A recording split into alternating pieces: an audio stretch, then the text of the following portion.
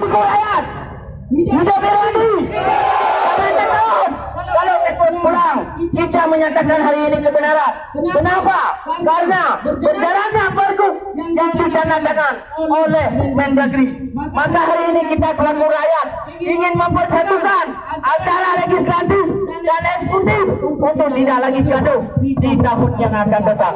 Apapun kepentingan rakyat Aceh wajib berubah.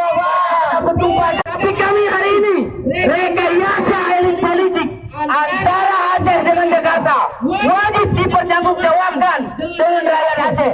Kami siap.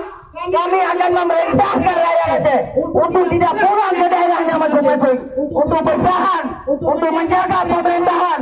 Jangan anggap Irwandi korupsi. Apabila Presiden Republik Indonesia yang telah memimpin negara kesatuan dari ujung Sabang ke Merauke, dari ujung Sabang Papua, segera menyatakan hari ini untuk melepaskan Irwandi Yusuf karena belum terbukti beliau sebagai koruptor atau korupsi. Dukung rakyat. Hidup Irwandi. Jangan takut.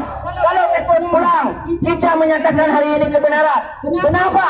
Karena berjalannya pergub yang ditandatangani oleh Mendagri. Maka hari ini kita selaku rakyat ingin mempersatukan antara legislatif dan eksekutif untuk tidak lagi gaduh di tahun yang akan datang.